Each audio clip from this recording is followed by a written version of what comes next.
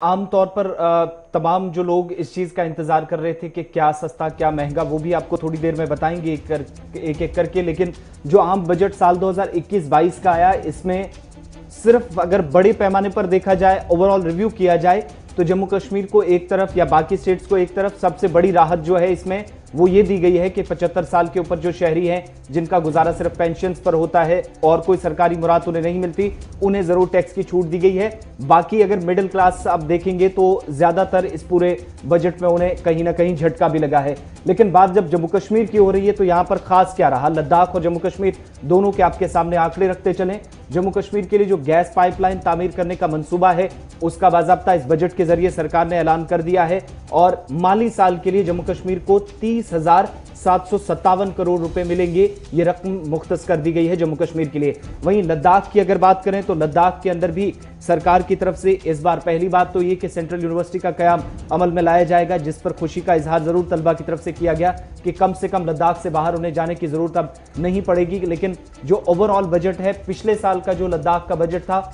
उसी के बराबर लगभग इस बार भी सरकार ने मरकजी खित्ते के अंदर लद्दाख के लिए, जहां पर 5,998 करोड़ रुपए की रकम लद्दाख के लिए मुख्तस की है। अब ये जो गैस पाइपलाइन का मंसूबा है, ये मंसूबा जो कि 7,507 किलोमीटर इसकी लंबाई बनती है, जो पंजाब अमृतसर से होते हुए जम्मू कश्मीर पहुंचेगी। 2008 में जो साहिल अमीन ने आपके सामने जिक्र किया, बठिंडा से जम्मू और फिर जम्मू से श्रीनगर तक इस गैस पाइपलाइन को बिछाने का जो मंसूबा तैयार किया गया था, उमर अब्दुल्ला की सरकार से होते होते यहां तक आ पहुंचा है कि 12-13 वर्ष अब हो गए लगभग, अभी तक ये ख्वाब जो है वो पूरा नहीं हुआ है। और कुल मिलाकर इस बजट को देखेंगे तो 855 करोड़ रुपए की लागत के इस मंसूबे के तहत, जिसमें गैस पाइपलाइन पंजाब के बठिंडा से शुरू किया जाना था, जम्मू तक पहुंचना था, ये तो एक बड़ी बात जो सरकार की तरफ से रखी गई। दूसरी बात जो इस बजट में रखी गई है, जो मरकजी बजट पेश किया गया है, कुल रकम 30,757 करोड़ रुपए है सनती तरक्की के लिए, यानी इंडस्ट्रियल पैकेज इसमें से जो जम्मू कश्मीर को मिला है वो 104 करोड़ रुपए का है।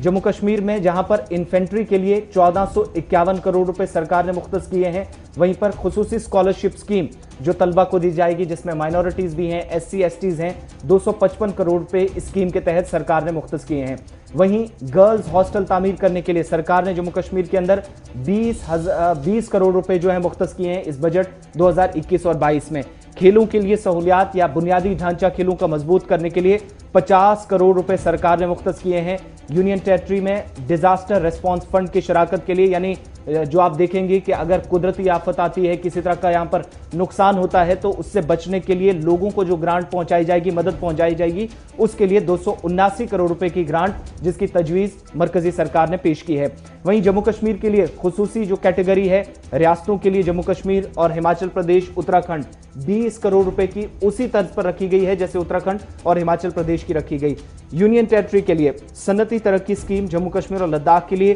100 करोड़ और centre scheme project Jammu Kashmir और हिमाचल प्रदेश के लिए 11 करोड़ रुपए की रकम मुख्तस की है मरकजी सरकार ने। अब जरा जब लद्दाख का, ये तो जम्मू कश्मीर का ब्यौरा आपके सामने रखा है, लद्दाख के लिए भी सरकार की तरफ से जो बड़े ऐलान किए गए हैं, जिसमें पहली बात जो हमने बताया आपको कि सेंट्रल यूनिवर्सिटी का कयाम नंबर 1, नंबर 2 जो 5,958 रुपए का लद्दाख के लिए पैकेज रखा गया है वो पिछले साल के लगभग बराबर है। इसमें यूनिवर्सिटी का कयाम भी एक बड़ी बात जो हाईलाइट ऑफ द बजट है साल 2021-22 के लिए। उससे खास बात जो है लद्दाख के लिए सरकार की तरफ से ये कहा गया कि 558 में से जो खर्च किया जाना है, जो ओवरऑल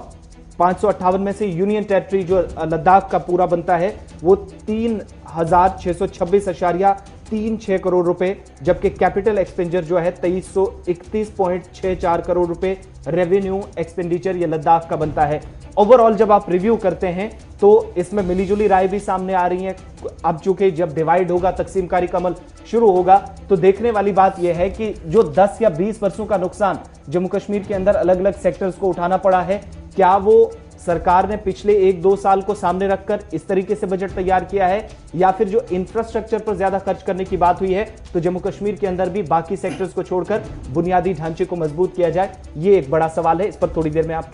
तक प्रतिक्रिया